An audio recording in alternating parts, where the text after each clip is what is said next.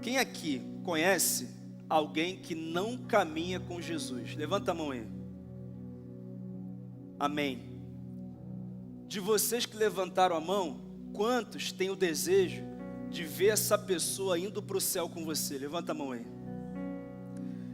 Eu queria te fazer uma outra pergunta.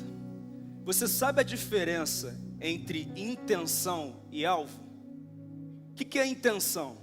A intenção é dizer assim: nossa, eu quero perder 20 quilos. E você passa um mês, não foi à academia e continua com a mesma dieta alimentar que você tem. Passou 2 meses a mesma coisa e nada aconteceu. Sabe por que nada aconteceu? Porque você só tem a intenção de perder 20 quilos. Mas quando você tem o alvo de perder 20 quilos, você começa com a intenção. Mas então, você faz um plano que te levará a estabelecer uma rotina para então você perder esses 20 quilos. Você vai no nutricionista, você deixa de ser apenas um sócio investidor da academia e passa a ser alguém que vai à academia, né? Você vai lá e você faz a sua parte. Você segura ali na alimentação e depois de um tempo, você pode atingir o seu alvo. Quem entendeu aqui? Deixa eu te fazer uma pergunta. A respeito dessas pessoas que vieram à tua mente, que não estão com Jesus, você tem a intenção de levá-las para o céu ou você tem o alvo de levá-las para o céu? Porque se for a intenção, daqui a 10 minutos você já esqueceu. Mas se for um alvo, você vai embarcar no maior projeto de evangelização da nossa igreja que começa no próximo domingo. Sabe do que eu estou falando? Eu estou falando do Casa de Fé. O que é o Casa de Fé? É a maior ferramenta que nós temos depois da célula de evangelização. O que é isso, pastor? Centenas de pessoas da nossa igreja, talvez milhares, vão investir 30 minutos de 4 semanas seguidas. 30 minutos por semana, 4 semanas, para passar um vídeo de 10 minutos, compartilhar 3 perguntas de interação sobre a caminhada com Cristo e orar por essas pessoas que vieram ao teu coração. Quem aqui tem 30 minutos nas próximas 4 semanas, 30 minutos a cada semana, para dedicar para levar alguém para o céu? Levanta a mão aí, por favor. Tem gente que não tem 30 minutos? Tua vida é mais ocupada que a minha? Meu irmão, então tá bom. Todo mundo aqui tem. Todo mundo aqui tem. A grande questão é, você tem intenção ou tem um alvo? Então, querido, a minha oração é para que nós vivamos a maior colheita da história da nossa igreja. Ontem, quando nós batizamos e chegamos a 257 vidas, veio no meu coração assim: que tal nós chegarmos a 300 vidas batizadas esse ano? Tem um batismo em dezembro. A gente tem a faca e o queijo na mão. Primeiro, porque nós temos o poder do Espírito Santo na nossa vida. E nós temos o comissionamento de Jesus de ir e fazer discípulos. Nós temos tudo o que precisamos. Então, querido, eu quero convocar, eu não estou convidando, eu estou convocando toda a nossa igreja a ingressar nesse projeto e ser um facilitador do Casa de Fé. Quem é que pode ser um facilitador do Casa de Fé? Qualquer pessoa da igreja que queira levar alguém para o céu ainda esse ano, que queira terminar esse ano dizendo: Senhor, eu conquistei muita coisa esse ano, mas tem uma conquista que eu preciso falar para o Senhor. Eu levei alguém para o céu. Eu evangelizei alguém e levei alguém para o céu. Imagina eu terminar o ano dizendo isso. Olha que coisa linda. Então, você que tem uma casa para morar, um escritório para trabalhar, que tem 30 minutos da tua semana para chegar para alguém e fazer a seguinte pergunta: você precisa da intervenção de Deus em alguma área da sua vida? Alguém vai responder não para essa pergunta, irmão? Você vai dizer assim: que tal nós orarmos por um mês por esse milagre, por essa intervenção? Você me permite investir 30 minutos na tua vida por semana para falar, para a gente orar por isso e aprender princípios de fé? E aí o que você vai fazer? Você pode receber na tua casa, pode receber no teu escritório, numa sala lá do teu condomínio, do teu prédio. Você vai passar um videozinho de 10 minutos que estimula a interação e depois vem 3 perguntinhas para interagir, depois uma oração. Querido, uma criança faz o Casa de Fé sem dificuldade nenhuma. Um novo convertido também. Então, é uma convocação geral. Para ser um facilitador, basta apontar tua câmera para esse celular e você vai entrar no grupo dos facilitadores. Pastor, não consegui escanear por algum motivo. Aí você vai na saída e pede ali debaixo da tenda a integração, como é que eu entro no grupo? Ou então você pede para o seu líder de célula, que com certeza já colocou no teu grupo de célula, o link para ingressar. Domingo que vem nós vamos fazer o lançamento e vamos começar esse momento tão marcante para a nossa igreja. Sabe o que vai acontecer? Você vai ganhar teu pai para Jesus, tua mãe para Jesus, teu filho para Jesus, teus amigos para Jesus, teu chefe para Jesus. Quem crê nisso aqui, irmãos? Amém? Você crê nisso mesmo? Então diz amém com força aí, irmão.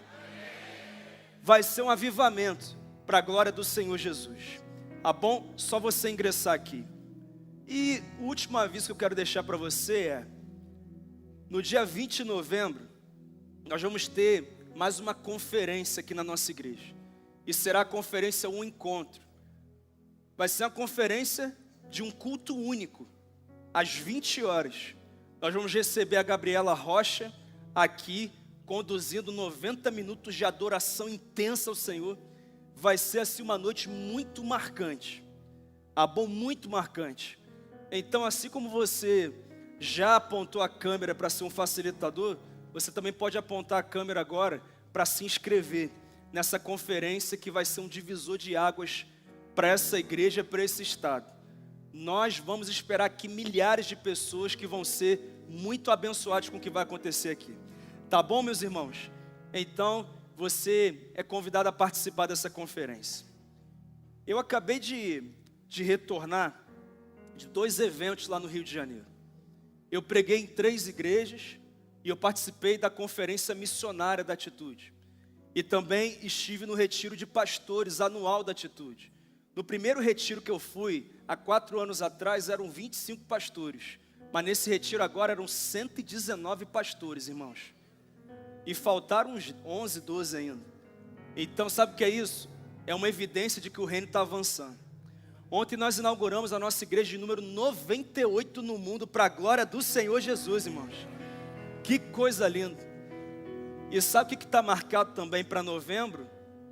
Nós vamos inaugurar mais 3 igrejas na nossa regional Espírito Santo aqui.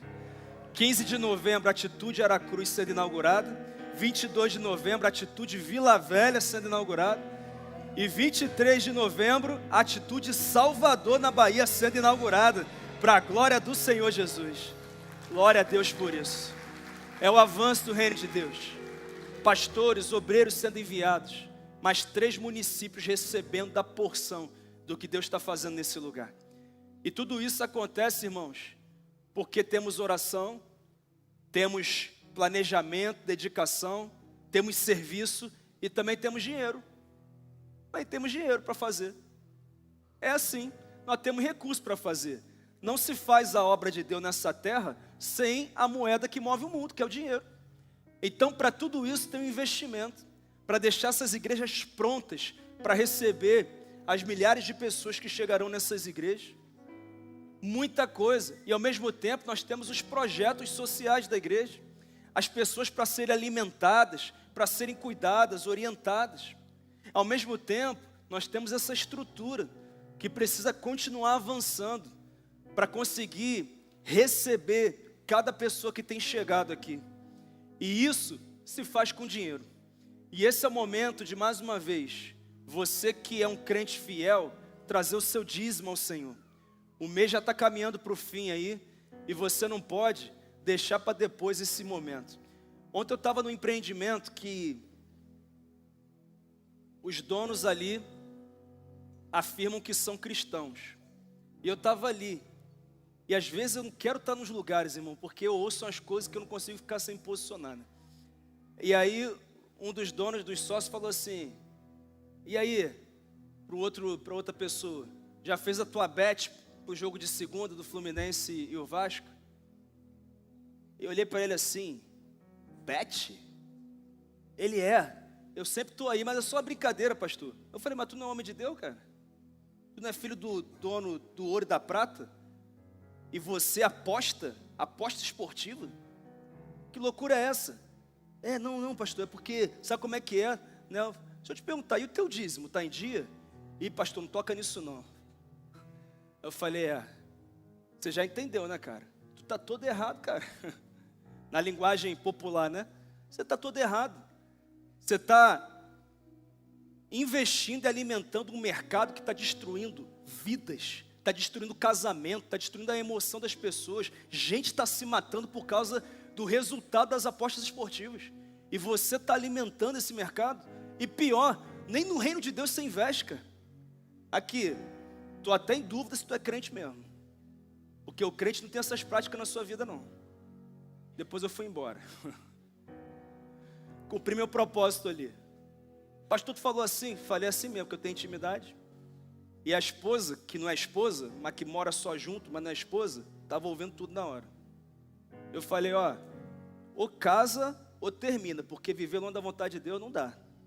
Tem que acertar a vida de vocês. Fiz o pacote completo ali, né, irmão? Foi um gabinete ali, gabinete. Nós não podemos perder a oportunidade de apresentar o reino de Deus como ele é para alguém. É assim. Sabe qual é a verdade? Tem um monte de gente investindo em um monte de coisa, só não investe no reino de Deus.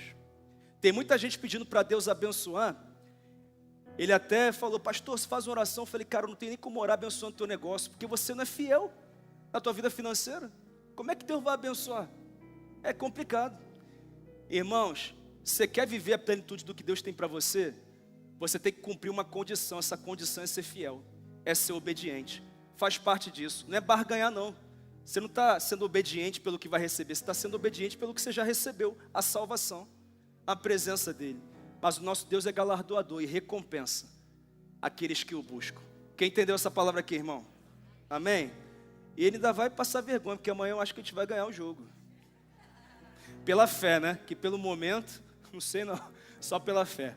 Mas queridos, QR Code que dá acesso à conta está projetado aqui. Nós temos também máquina de cartão ali à direita. Nas duas entradas ali nós temos máquina de cartão e também temos ali à esquerda. Os envelopes estão atrás da sua cadeira, tem o mesmo QR Code que está aqui no telão, gasofilaça aqui na frente. Vamos adorar o Senhor com os nossos dízimos e com as nossas ofertas no nome de Jesus.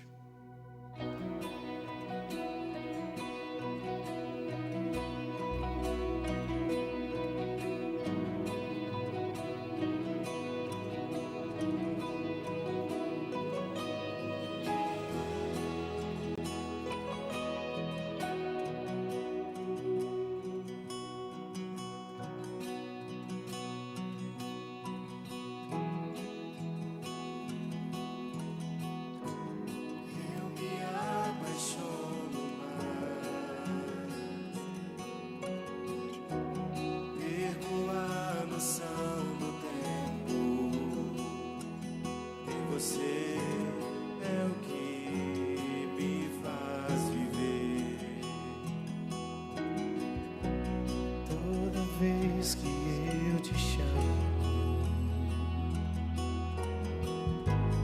eu percebo proteção e me sinto tão amado. E você é o que me faz viver. Te dei meu coração, meus dias são só para ti. Aumenta o fogo em mim e envolve-me com tua glória. Eu decidi viver pra te adorar, pra te adorar com todo o meu ser. Vou te buscar cada vez mais, cada vez mais. A chama desse amor só vai crescer, só vai crescer. E eu vou prosseguir, te conhecer cada vez mais, cada vez mais.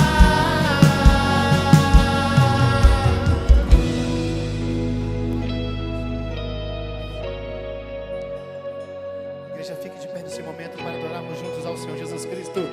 Exalte o nome do Senhor nessa manhã. Louvado seja o teu nome.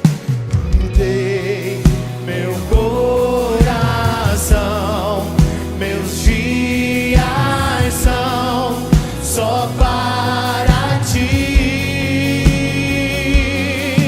Aumenta o fogo em mim e envolve-me com tua glória. Eu decidi viver pra te adorar, pra te adorar com todo o meu ser. Vou te buscar cada vez mais, cada vez mais. A chama desse amor só vai crescer, só vai crescer.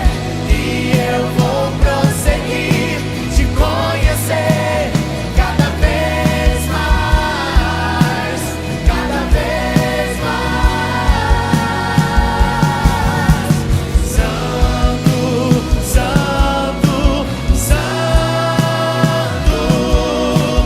outro igual não há.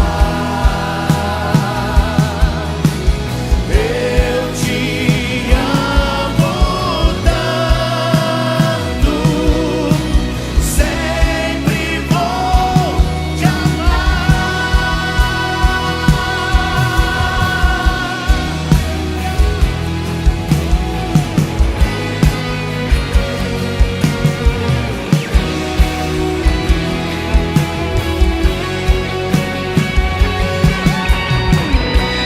Decidi viver pra te adorar, pra te adorar com todo o meu ser.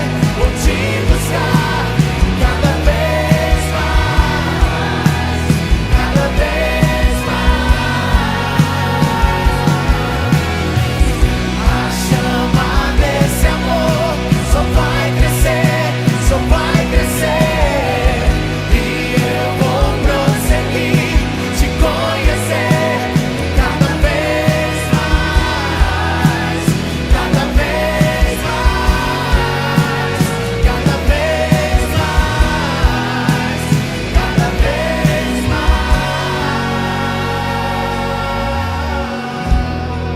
Amém, glória a Deus. Vou convidar o pastor Jonathan, um amigo querido, pastor da Igreja Batista Esperança, lá em Barra de São Francisco, para agradecer ao Senhor pelos dízimos e ofertas. Oremos. Senhor, muito obrigado por esse privilégio de estarmos na Tua presença e sermos semeadores no Teu reino.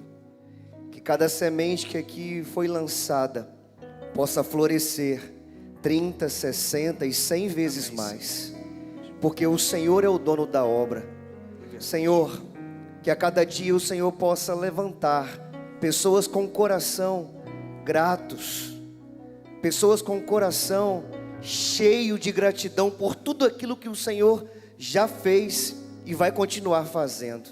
Levante pessoas generosas, apaixonadas pelo Teu reino e por Tua obra, pessoas de atitude que vão viver a expansão do Teu reino.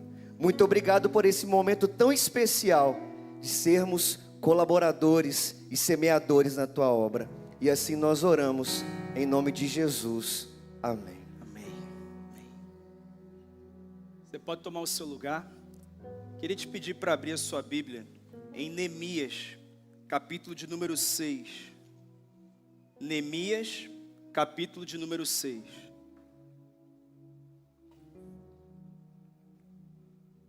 E eu tenho uma palavra fundamental para você que tem construído algo grande e que deseja terminar com êxito o que você está fazendo, seja qual for a área da sua vida. E essa palavra mexe muito com o mundo espiritual, então vai ser natural você sentir vontade de ir ao banheiro, ter sono, vontade de levantar para beber água, mas eu queria te pedir para que você só se levantasse se realmente fosse uma situação que você não tem como evitar.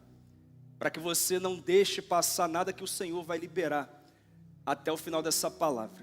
Amém, irmãos? Neemias capítulo 6, a tentativa de intimidação. Quando Sambalate, Tobias, Gesem, o árabe e o restante dos nossos inimigos souberam que eu havia reconstruído o muro e que não havia ficado nenhuma brecha, embora até então eu ainda não tivesse colocado as portas nos seus lugares, Sambalate e Gesem mandaram-me a seguinte mensagem: venha, vamos nos encontrar num dos povoados da planície de Ono. Eles, contudo, estavam tramando fazer-me mal. Por isso enviei-lhes mensageiros com esta resposta: estou executando um grande projeto e não posso descer.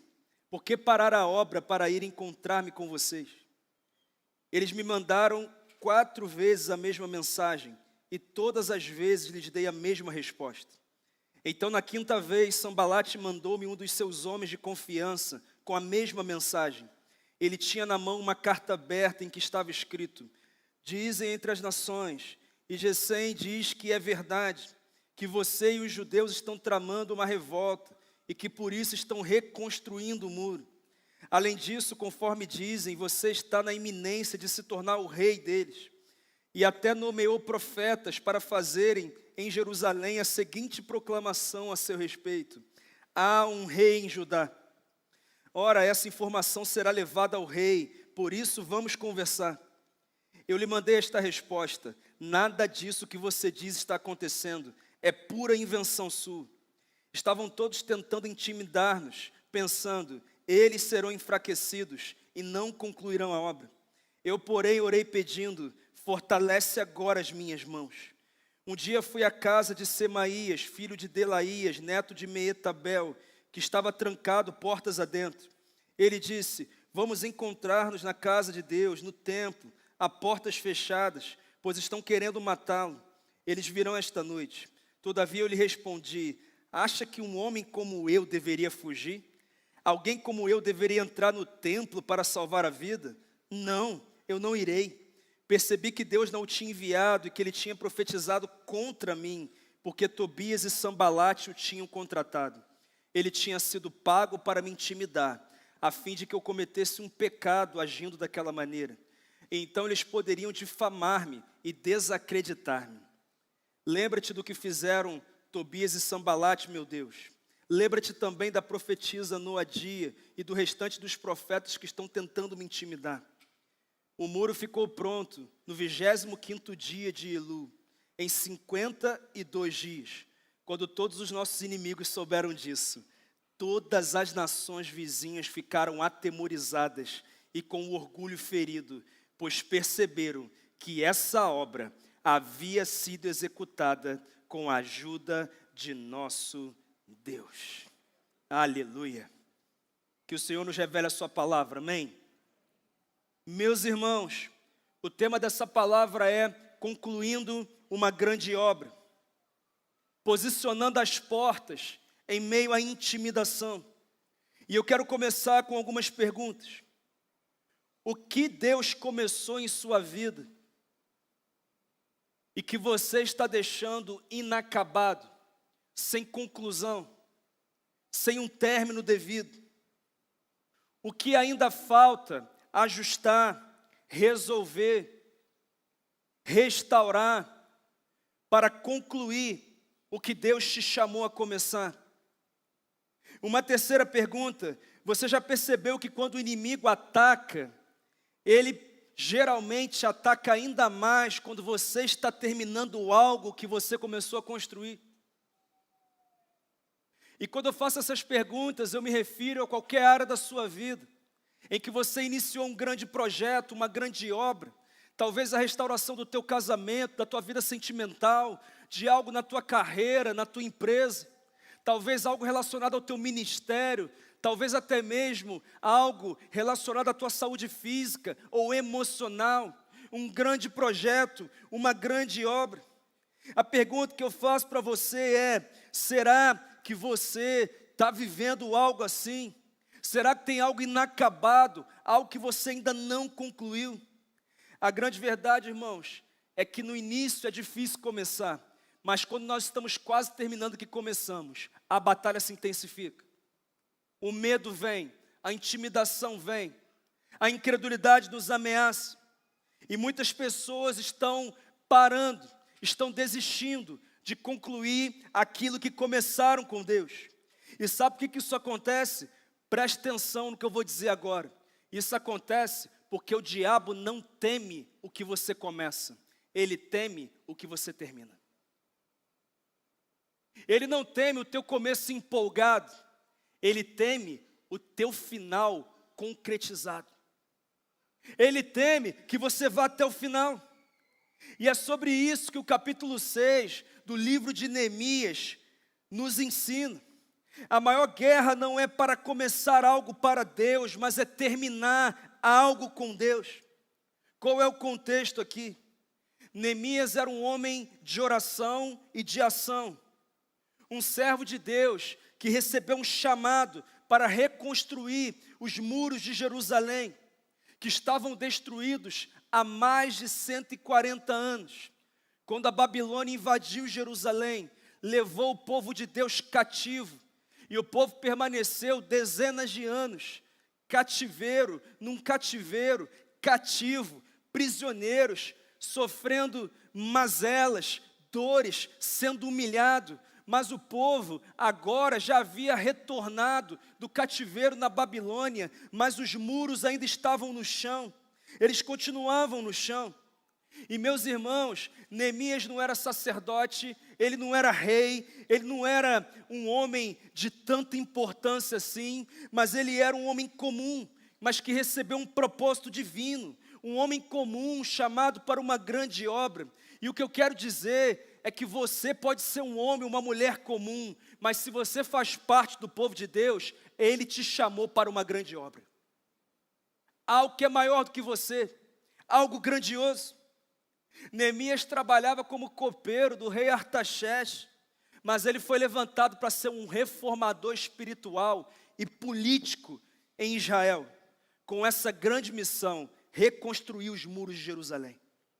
Se você lê o livro de Neemias desde o início, e eu te encorajo a fazer isso nessa semana, você verá que ele enfrentou uma oposição desde o início, zombarias, ameaças, conspirações, cansaço, divisões internas.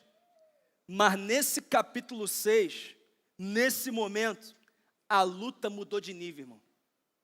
O muro já estava quase pronto, mas estar quase pronto não quer dizer estar totalmente pronto. Ah, pastor, já fiz muita coisa no meu ministério, mas você já fez tudo? Ah, pastor, mas eu já fiz muita coisa no meu casamento, você já fez tudo? Ah, pastor, mas eu já mudei muita coisa na minha vida como um pai, como uma mãe, mas você já fez tudo? Ah, pastor, mas já alinhei muita coisa no meu ministério, na minha vida financeira, mas você já fez tudo? Enquanto você não posicionar as portas para encerrar a obra, ainda tem brecha para destruir o que você construiu. Quem é que está entendendo aqui, gente? O que faltava era posicionar as portas, era o acabamento, a conclusão. E sem dúvida esse é o momento mais perigoso de qualquer grande obra. Porque tudo que você fez até hoje, em qualquer área da sua vida, se você não concluir, se você não selar, se você não posicionar as portas, pode ser perdido da noite para o dia. Uma reviravolta pode acontecer. Então hoje o que o Senhor está dizendo para você é: ei, posicione as portas, cele, conclua a obra, não pare. E o texto conta, irmãos, que Sambalate, Tobias, Gesem perceberam que não poderiam impedir a reconstrução com ataques diretos. Então eles mudaram a estratégia e decidiram intimidar Neemias para que ele desistisse daquela grande obra. Eles focaram não no muro, mas no coração do construtor. E eu queria te dizer que quando o inimigo não consegue interromper essa obra do lado de fora, ele tenta te intimidar do lado de dentro. Ele tenta atacar o teu coração, a tua identidade, a tua forma de pensar. Ele tenta interferir nas tuas emoções para que você não consiga concluir. E ele trabalha constantemente visando tirar o teu foco dessa grande obra. Mas o texto conta que Neemias permaneceu focado. E em 52 dias, ele reconstruiu o que em 140 anos ninguém foi capaz de fazer. Ele posicionou as portas, fechou as brechas, ele começou e terminou. As nações vizinhas ficaram assustadas e todo mundo estava dizendo, foi esse Deus que ele serve que o levou a concluir essa grande obra. Mas sabe por que isso aconteceu, irmãos? Porque ele posicionou as portas. Hoje, faltam 73 dias para 2025 se encerrar. E existem pessoas aqui que estão diante de projetos inacabados, em áreas específicas da vida. E o que o Senhor está dizendo para você é, você precisa posicionar as portas. Fala para o teu irmão, posiciona as portas, irmão. Você precisa selar. Por quê, pastor? Porque Deus ainda não terminou o que começou na tua vida. O inimigo não desistiu de interromper a obra que você começou. E principalmente, tem algo que você ainda não fez e que você precisa fazer para que o nome do Senhor seja glorificado e essa obra seja concluída. Quem está recebendo essa palavra já aqui em nome de Jesus? Eu quero tirar alguns princípios desse texto e assim nós vamos orar para encerrar. Primeiro princípio, toda grande obra enfrenta uma grande oposição. Meus irmãos, no verso 1 em diante, o texto diz assim: quando Sambalate, Tobias, Gesem, o árabe e o restante dos nossos inimigos souberam que eu havia reconstruído o muro e que não havia ficado nenhuma brecha, embora até então eu ainda não tivesse colocado as portas nos seus lugares, mandaram-me a seguinte mensagem: venha, vamos nos encontrar em um dos povoados da planície de Ono. Eles, contudo, estavam tramando fazer-me mal. Por isso enviei-lhes mensageiros com esta resposta: estou executando uma grande obra e não posso descer. Por que parar a obra para ir encontrar-me com vocês? Eles me mandaram 4 vezes a mesma mensagem, e todas as vezes lhes dei a mesma resposta. Meus irmãos, preste atenção numa coisa: não se faz a obra de Deus sem oposição. Quanto maior for a obra, maior será a oposição. Não tem como cumprir a vontade de Deus sem resistência. Durante o livro de Neemias, essa resistência se levantou de várias formas, geralmente isoladamente, mas nesse momento não foram somente alguns inimigos, mas o texto conta que Sambalate, Tobias, Gesem o árabe e todos os inimigos se levantaram. Irmão, na etapa final, o inferno inteiro se levantou. Se colocou em oposição para parar a obra, para intimidar Neemias. Foi isso que aconteceu. Neemias e o povo de Deus foi a cartada final. E o objetivo era impedi-lo de posicionar as portas, de concluir a obra, de fechar todas as brechas.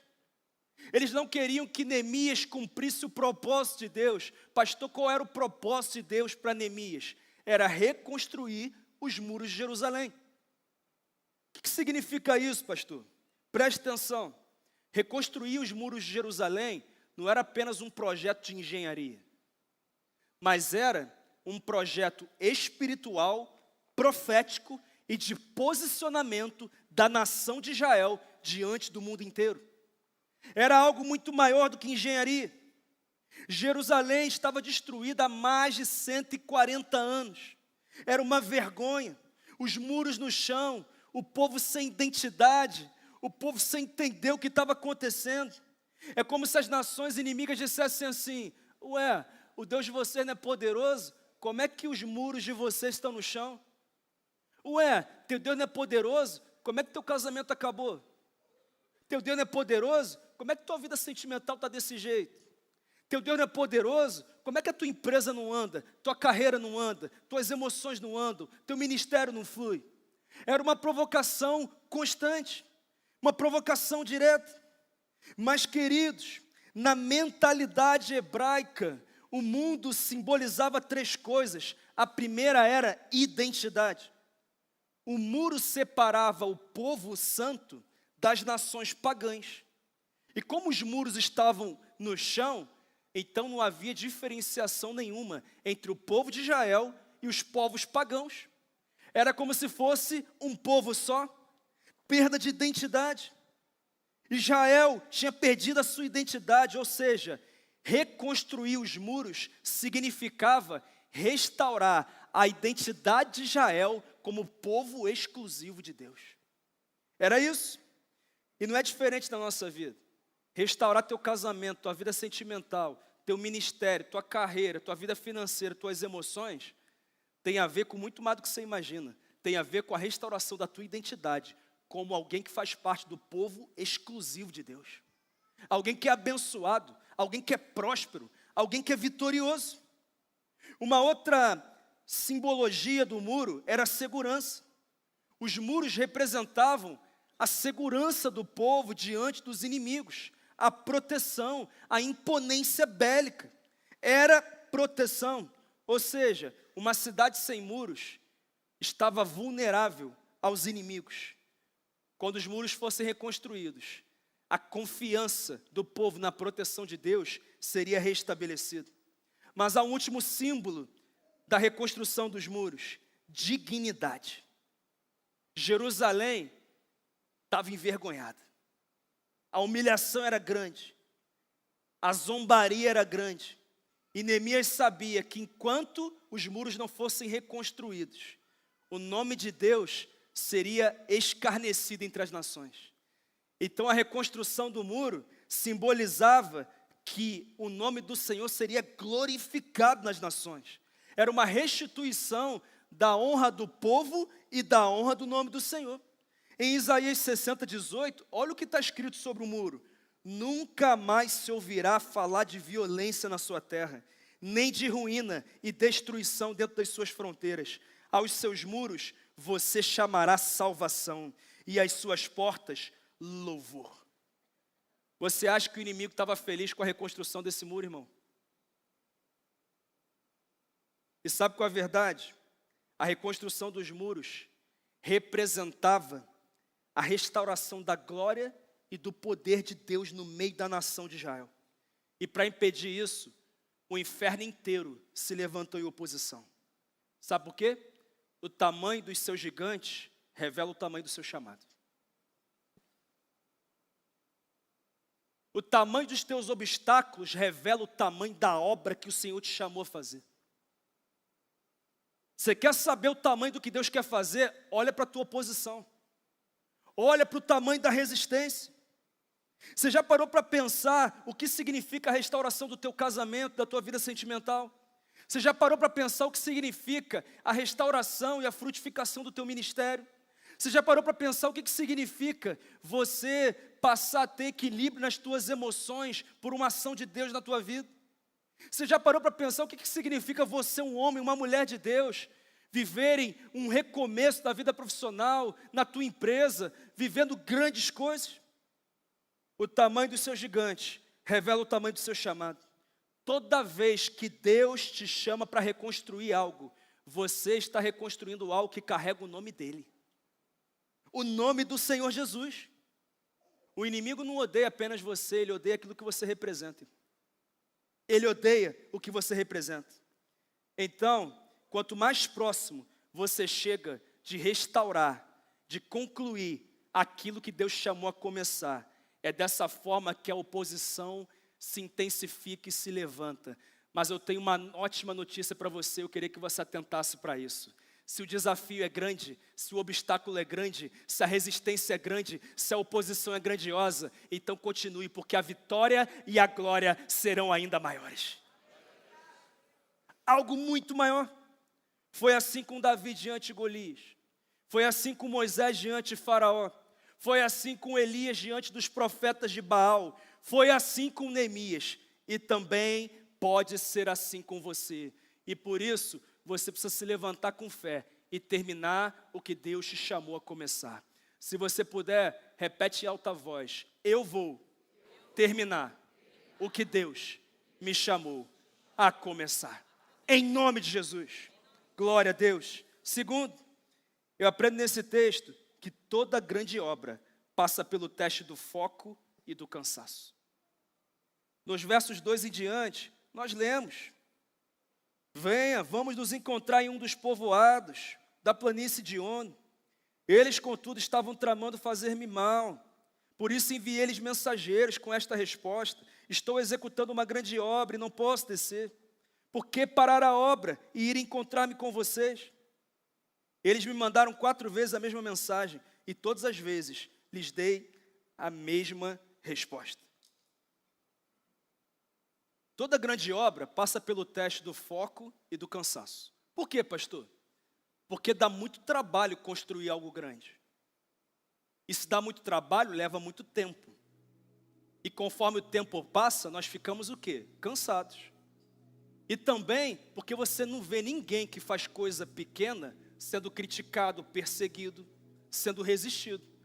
Mas experimenta fazer algo grande em alguma área da tua vida, as perseguições já vão começar, irmão. A resistência já vai se levantar. É normal, é normal. Neemias estava no auge da reconstrução, os muros levantados, só faltava colocar as portas. O inimigo sabia que não podia impedir o começo, mas podia atrapalhar o final. Por isso, eles mudaram a estratégia. Não foi um ataque direto, foi um convite inofensivo, ou que pelo menos parecia ser inofensivo. Eles chegam e dizem: fala para Neemias descer, nós só queremos bater um papo com ele, ali nas planícies de Ono. É só uma conversa, é só uma reuniãozinha. Pastor, o que eles queriam fazer?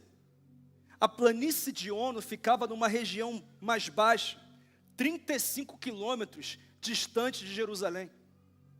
Dessa forma, se Neemias fosse para lá, ele teria que interromper o ritmo da construção. A construção seria atrasada. Ele teria que sair da posição que Deus o chamou a assumir para ter uma conversa, para atender um convite. Ele teria que sair. Inclusive a planície de Ono ficava num território misto entre samaritanos e filisteus. Exatamente os povos que estavam extremamente incomodados com a reconstrução que o próprio Neemias liderava. Imagina a confusão, irmãos. Na verdade, o que ia acontecer é que provavelmente ele seria atacado e executado. É mais ou menos, irmão, você pegar a camisa do Flamengo e ir lá para o meio da torcida do Vasco em São Januário. É mais ou menos o que ia acontecer ali. Esses timinhos mais ou menos que tem aí. Era mais ou menos o que ia acontecer. Era isso. Algo muito sério. Ou seja, era um convite para tirá-lo do lugar seguro e expô-lo à destruição. Um convite inofensivo para tentar tirá-lo da posição onde Deus colocou e ele ficar vulnerável. Sabe qual é a verdade, irmãos? Satanás continua mandando convites aparentemente inofensivos para um monte de gente o tempo inteiro. Ah, é só uma reuniãozinha, é só um acordozinho com essa pessoa assim que você sabe que é perigosa, mas assim, é só esse negócio, é só dessa vez, eu só vou abrir mão desse princípio agora, é só dessa forma. Convites o tempo inteiro chegam a mim e a você. O inimigo não começou dizendo assim: desista da obra. Ele disse: vem conversar, vem conversar. As propostas nem sempre parecem mais, parece que não tem nada de mal, nada de errado. E eu queria te dizer, irmão, que o diabo não chega para você e diz assim: ei, abandona Jesus, porque se ele chegar assim, você vai saber que é ele. Mas ele chega assim e fala: para que ir todo domingo para a igreja? Você não é um fanático religioso, não. Pô, e a célula de novo, toda semana, para que isso? Tu é religioso por acaso? Você não precisa disso não. Para que discipulado? Você é homem de Deus, mulher de Deus, você fala direto com Deus. Para que você tem que buscar discipulador, discipuladora? Você não precisa disso não. Ele não diz abandone Jesus. Ele vai te convidando para umas conversas que aparentemente não são nada demais. Para que esse negócio de ler Bíblia todo dia, de orar todo dia, para que isso? Ah, meus irmãos, ele não chega para você e fala assim: ei, fecha a célula, abandona o ministério, larga tudo. Ele só fala assim: ei, tira um tempo para você descansar. Você descansa 1 ano, 1 ano e meio, 2 anos. E aí você se engana achando que você vai só descansar, mas na verdade você vai desistir daquilo que Deus te chamou a fazer. Porque o tempo longe do que Deus chamou para fazer não gera saudade não, irmão. Gera acomodação. Essa é a verdade. A maioria das pessoas que fecham célula, largam o ministério, nunca mais volta a liderar. A verdade é essa, porque são enganadas pelo suposto cansaço. E isso é muito sério. Ele sabe que parar a grande obra que o Senhor te deu vai te levar a uma acomodação. São convites inofensivos. São os amigos da faculdade que dizem: ei, vem aqui, é só uma festinha, é só uma conversinha, é só uma nightzinha nossa aqui. Você vai sair do teu trabalho sexta-feira, na hora do almoço, e falei: hoje tem happy hour, hein? Vamos todo mundo para lá. E assim, você tem que estar lá, né? Porque se você não está lá, você não vai ser cogitado para promoção, para a oportunidade que você quer. E você vai, e você começa, e por enquanto você só assiste. Daqui a pouco você toma um copinho, daqui a pouco o copinho é uma garrafa, daqui a pouco a garrafa é embriaguez, daqui a pouco isso está te levando a fazer coisas que você nem imagina. Quem é que está entendendo aqui, gente? É uma verdade. Convites que parecem inofensivos. Toda distração que te afasta do foco da missão é uma emboscada do reino das trevas. É uma verdade. Preste atenção. E preste atenção numa coisa: nem sempre Satanás vai te criticar. Às vezes, a estratégia que ele vai ter é te elogiar. E ele te elogia, porque ele sabe que a crítica, a perseguição, te leva a orar, com medo de não conseguir prevalecer. Mas o elogio te leva a relaxar. Você começa a dizer: eu sou bom mesmo. Eu prego bem mesmo. Eu sou um baita líder mesmo. Eu estou fazendo coisa muito grande mesmo. E daqui a pouco você não está orando, você não está vigiando, você não está discipulando, você está se tornando uma pessoa desleal, que não caminha debaixo de alguém que um dia foi útil para você, mas hoje parece que não é mais. Irmãos, isso é tão sério, tão sério. Ah, irmãos, o que eu quero dizer é que a voz sedutora da serpente é sempre mais perigosa que o rugido do leão. E a gente precisa estar muito atento, precisamos prestar atenção nisso. Por isso eu te pergunto: será que não tem proposta assim hoje, tentando convencer você a se distrair, a sair da posição que o Senhor te colocou? Propostas que parecem inofensivas, até mesmo lógicas. Eu quero que você entenda que nem toda oportunidade vem de Deus, nem toda porta aberta vem de Deus, e nós precisamos prestar atenção nisso. Neemias entendeu isso. O texto diz que ele falou assim: eles, contudo, estavam tramando fazer-me mal. E ele disse: o Sambalate, Tobias e Gesem, vocês podem trazer a melhor proposta do mundo, mas eu estou executando uma grande obra e eu não posso descer. Eu não posso me distrair. Eu não posso perder o foco. Eu não vou sair do lugar que Deus me chamou a assumir. Ah, queridos, nós precisamos aprender com ele. Neemias não achou que porque ele era homem de Deus, ele podia se colocar no estado de vulnerabilidade, porque ele estava preparado. Ele não fez isso. Mas repara aqui no verso 4. O texto diz que 4 vezes eles mandaram a mesma proposta. Porque agora Satanás percebeu: se eu não ganhei, não convenci ele de primeira, então eu vou vencê-lo pelo cansaço. E eu vou continuar insistindo, até que ele baixe a guarda. Até que ele baixe a guarda. As propostas continuaram.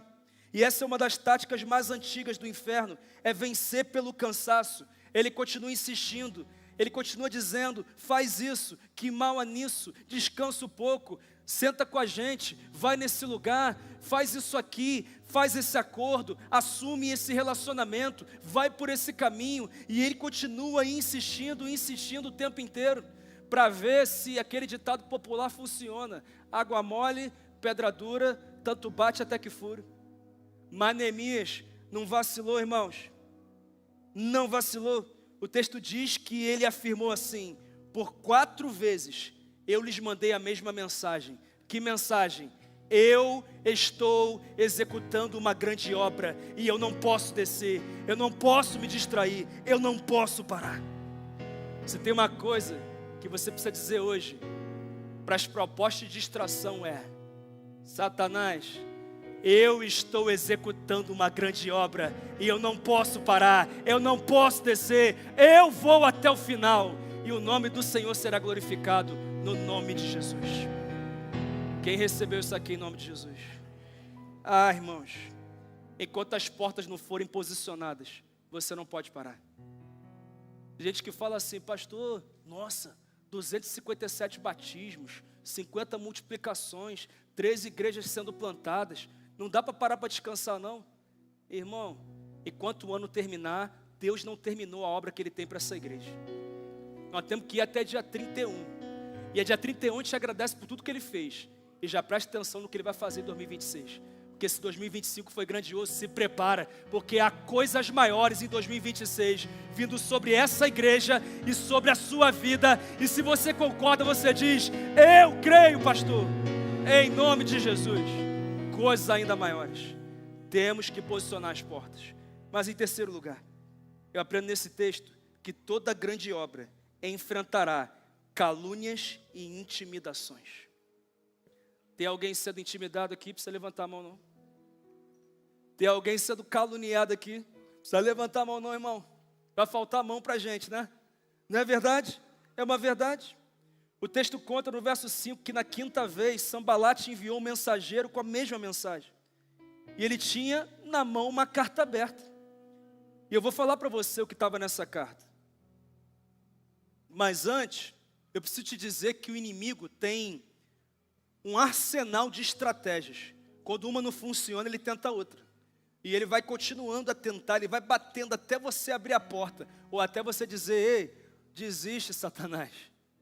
Que eu tenho uma grande obra e eu não vou parar. Até você posicionar as portas, ele vai continuar tentando. As outras estratégias não funcionaram. Mas agora, ele sai de uma proposta silenciosa para uma afronta pública, caluniosa. O texto diz que ele manda um mensageiro com uma carta aberta. O que era uma carta aberta? Era uma carta que ia chegar a todo mundo, inclusive ao rei. E ele diz, se você não descer, Neemias, nós vamos mandar essa carta. E sabe o que está escrito nessa carta, Neemias? Que você e o teu povo estão realizando uma revolta, um motim. E sabe qual é o objetivo dessa revolta, desse motim? É você assumir o trono de Artaxerxes. Você quer derrubar o rei. Você inclusive contratou profetas para dizer em todos os lugares, há rei em Judá. E essa carta vai chegar nas mãos do rei. Então ou você desce, ou o rei vai receber essa informação e vai acabar com você. Você não vai perder só a reconstrução do muro, não. Você vai perder a vida. Irmãos, uma ameaça direta. Uma ameaça assustadora. Uma ameaça firme. Uma ameaça que aqueles inimigos levantaram contra ele.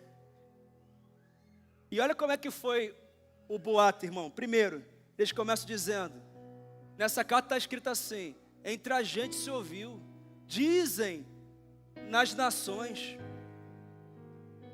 Irmão, presta atenção numa coisa, todo boato não tem endereço certo, já percebeu? Ah, estão falando aí. Ah, eu ouvi alguém dizendo aí. Ah, as pessoas estão dizendo. Mas quem que está dizendo? Às vezes é a única pessoa que está dizendo, é aquela que está falando para você. E ela está querendo ganhar força, se baseando num grupo maior que não existe. O que está dizendo? Às vezes é ele e a esposa, é ela e o marido. É a família que não está satisfeito com alguma coisa, ele está falando. Às vezes é um grupinho de 5 pessoas, 6 pessoas, que se juntou para resistir. Posso te ensinar uma coisa sobre boatos? Nunca acredite cegamente em ninguém, sempre confirme toda a informação que você receber. Principalmente informações caluniosas sobre alguém ou sobre alguma instituição. Toma cuidado para você não ser esses aí que ficam nas redes sociais, tudo que aparece de escândalo você acredita, comenta, reproduz, ou em qualquer lugar que você está. Tome muito cuidado, confirme toda informação que você receber. Crentes maduros fazem isso, é uma verdade. Pare de acreditar em boatos, confirme toda a informação. Sabe por quê, irmãos? Está cheio de Sambalate por aí.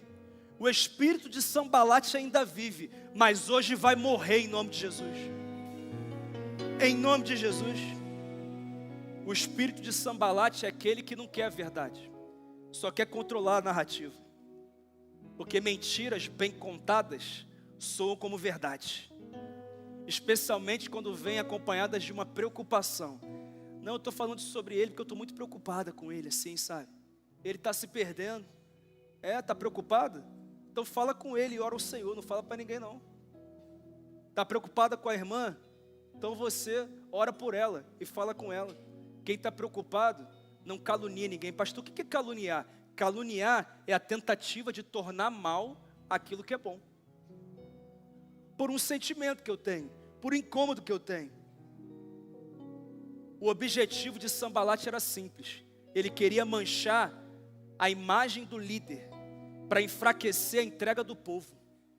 Porque quando você consegue manchar a reputação do líder, você consegue diminuir a entrega do povo e, consequentemente, a obra para. A calúnia é o recurso de quem não consegue vencer pela verdade. E hoje, irmãos, carta aberta, sabe o que é? São os comentários, são os posts, são as mensagens, são tantas falas, são os rumores, são as conversas de corredor. Sanbalat espalhava fofoca. Mas deixa eu falar uma coisa, quem está executando uma grande obra não perde tempo tentando responder toda a calúnia que se levanta. No verso 8, olha o que Neemias diz: nada disso que você diz está acontecendo, é pura invenção sua. Pronto, ele respondeu com verdade e firmeza. Pastor, por que ele não tentou ir a todo mundo que ouviu aquilo ali para tentar dizer que era mentira? Porque quem está executando uma grande obra não tem tempo para convencer todo mundo da verdade não, irmãos. Continua focado no que está fazendo, direcionado no que está fazendo. E aí, no verso 9 ele diz: estavam todos tentando intimidar-nos, pensando, eles serão enfraquecidos e não concluirão a obra. O que eu quero dizer, irmão, é que o que o inimigo quer é que você gaste energia se defendendo, se justificando das calúnias que você recebe. É isso que ele quer. Mas Neemias discerniu o que estava acontecendo. E sabe o que ele fez? Ele fez uma oração. Ele disse assim: meu Deus, diante dessas calúnias, ofensas e perseguições, fortalece agora as minhas mãos, para que eu continue, colocando tijolo atrás de tijolo, apertando o parafuso, carregando porta e posicionando elas até eu concluir essa grande obra que o Senhor me deu. Querido, se o inimigo não pode destruir a tua integridade, ele vai tentar destruir a tua imagem. Ele piora dizendo: eu vou levar essa informação ao rei. Ele agora tenta colocar medo em Neemias. Ele tenta fazer você acreditar que se você continuar, você vai perder o apoio, a influência, as oportunidades, as possibilidades que você tem. Então, pelo medo, ele tenta te paralisar. Pastor, o que eu vou dizer então? Sabe o que você vai dizer? Você vai fazer uma oração dizendo: Senhor, diante de todas essas batalhas e resistências, fortalece agora as minhas mãos. Você crê no poder da oração, irmão? Você crê mesmo? Então feche seus olhos agora. Levanta as suas mãos assim aos céus e ora ao Senhor dizendo: Senhor, as ameaças são grandes, a oposição é grande. Eu só te faço uma oração: fortalece agora as minhas mãos, para que eu continue e conclua essa grande obra, no nome de Jesus, amém. Você pode celebrar esse Deus que ouviu a tua oração aí? Mas eu encerro com uma última direção desse texto. Toda grande obra precisa ser concluída com portas e não com brechas. O que eu vou dizer aqui está nos versos 10 a 16. Eu nem vou precisar ler. Durante todo o processo de investida do inimigo, Neemias permaneceu aonde, irmãos? Aonde? Em cima do? Ele desceu? Não. Ele continuou ali, no alto do muro. Só faltavam as portas. Então Satanás percebe, não está funcionando a estratégia de mandar carta, de chamar para uma conversa. Então nós vamos usar uma outra estratégia. Sabe o que Sanbalat e Tobias fizeram?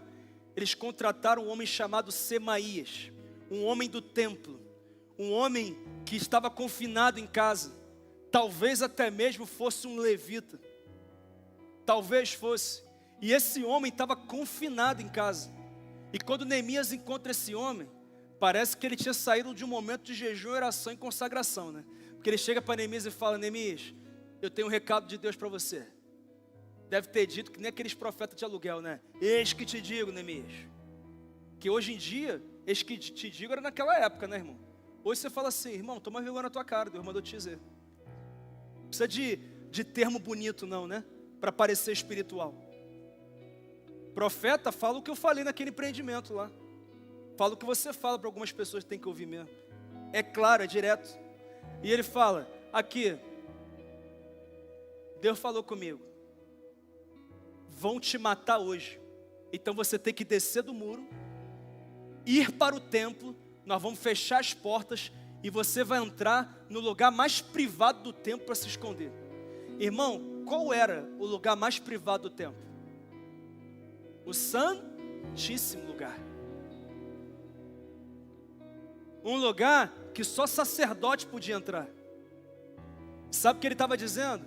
Ô Neemias, é o seguinte, Deus mandou dizer para você entrar no templo, lá no lugar santíssimo, para você ser protegido. Faria sentido alguém dizer, cara, sai de cena que você está muito exposto, toma cuidado, não mexe com isso não. Faz o maior sentido, não faz? Mas nem tudo que faz sentido é a voz de Deus para a tua vida. O povo de Deus não vive pelo que faz sentido, o povo de Deus vive pela vontade de Deus. Tem coisa que Deus está te mandando fazer que não faz sentido nenhum, tá, irmão? Mas se você obedecer, se prepara, porque no final vai fazer todo sentido. E foi o que aconteceu ali. Neemias falou assim, tem uma coisa errada aí. Sabe por quê? Lá em Números 18:7 está escrito que só o sacerdote pode entrar ali. Só o sacerdote. E quem entrar, quem se aproximar sem ser sacerdote, deveria ser executado. Sabe por que Neemias percebeu que não era de Deus? Porque Deus não se contradiz, irmão. O cara pode falar com jeito de profeta, pode ter roupa de profeta, pode ter entonação de profeta, pode falar até o que faz sentido, mas se transgredir a vontade de Deus, não é profeta de Deus, é falso profeta. Quem é que está entendendo aqui, irmão? Ele falou, eu caminhei certinho até aqui, agora eu vou entrar lá para pecar e transgredir. Deus jamais vai nos autorizar a pecar, irmão. Deus nunca vai nos autorizar a pecar. E pior, se ele ficasse, pior não, né? E também, se ele ficasse lá escondido, a obra seria interrompida. Mais tempo para o inimigo planejar o que fazer. Mais tempo para o povo ficar em dúvida. Será que essa obra é de Deus mesmo? Será que vai acontecer? Ou seja, mais difícil seria concluir aquela grande obra. Ah, irmãos, o que eu quero dizer é que Neemias entendeu uma coisa. Não se desce do muro enquanto a obra não terminar. Não se larga o cajado enquanto eu não concluir o que Deus me chamou a fazer. Eu não paro de crer, trabalhar e obedecer enquanto Deus não mudar o cenário. Eu não paro de agir, de temer e de fazer enquanto Deus não disser, ei, a obra está concluída, teu casamento está restaurado, teu ministério agora vai fluir, a tua vida financeira agora vai acontecer, a tua empresa vai fluir, as tuas emoções serão curadas, porque você começou, você perseverou e você terminou, você posicionou as portas. O que o Senhor está dizendo é, ei, continua de pé, continua em frente, continua obedecendo, posicione as portas. E sabe o que acontece? No final desse texto, no verso 15, o muro ficou pronto no 25º dia, em 52 dias. Quando todos os nossos inimigos ouviram isso, todas as nações vizinhas ficaram atemorizadas e com orgulho ferido, pois perceberam que essa obra havia sido executada com a ajuda do nosso Deus. Ah, meus irmãos, porque Neemias não desceu do muro, porque ele posicionou as portas, em 52 dias, ele realizou o que em mais de 140 anos ninguém conseguiu realizar. E quando o muro ficou pronto, quando as portas foram posicionadas, sabe o que aconteceu com as nações vizinhas? O orgulho delas ficou ferido. Elas entraram em desespero e disseram, esse Deus que ele serve é um Deus de verdade. Foi com a ajuda dele que ele conseguiu concluir essa grande obra. O que o Senhor está dizendo para você hoje, 19 de outubro de 2025 é, eu não te mandei parar. E se eu não te mandei parar, você não pode parar. Eu não te disse para descer. E se eu não te disse para descer, você não pode descer. Rejeite as propostas, rejeite os convites, continue trabalhando, termine o que você começou, posicione as portas e o meu nome será glorificado. Aleluia! Louvado seja o nome do Senhor. Você recebeu essa palavra em nome de Jesus? Amém? Irmão, depois eu quero ouvir o teu testemunho, de você dizendo: eu fui até o final, posicionei as portas, eu concluí a obra, e o nome do Senhor foi glorificado. Mas sabe algo que algumas pessoas precisam fazer hoje? Tem um muro que o Senhor está te chamando a descer hoje. Sabe qual é? É um muro de só viver a tua vontade e ignorar a vontade dele. Esse muro o Senhor está dizendo: ei, desce agora, porque eu tenho pressa para cumprir na tua vida aquilo que eu sonhei para você. O que Ele está dizendo é: para de viver uma vida que não tem minha aprovação. Começa ou volta hoje a viver de fato o que eu tenho para você, porque eu tenho grandes obras para você concluir. Eu tenho grandes promessas para liberar sobre a tua vida. Mas para isso, você precisa tomar uma decisão de começar uma nova vida hoje. Baixa a sua cabeça, feche os seus olhos, por favor. Eu quero convidar todos aqui presentes que entenderam que não estão com as suas vidas alinhadas com a vontade de Deus como deveria. E hoje você quer começar uma nova fase, uma nova vida com Jesus, uma nova estação na tua fé, onde você vai sair do protagonismo, vai entregar esse protagonismo para Ele. Você vai deixar Ele cumprir o que tem para você. E eu vou convidar todos a repetir uma oração no fundo do coração. Não precisa ser em voz alta. E nessa oração você vai dizer assim: Senhor Jesus, nessa manhã eu entendi que não tenho andado conforme a tua vontade, mas hoje eu me arrependo dos meus pecados e de escolhas que fiz sem a tua aprovação. E quero começar uma nova vida com a tua condução, na direção de todas as grandes obras que o Senhor tem para mim e das promessas que o Senhor tem para minha vida. Eu oro por isso no nome de Jesus. Amém.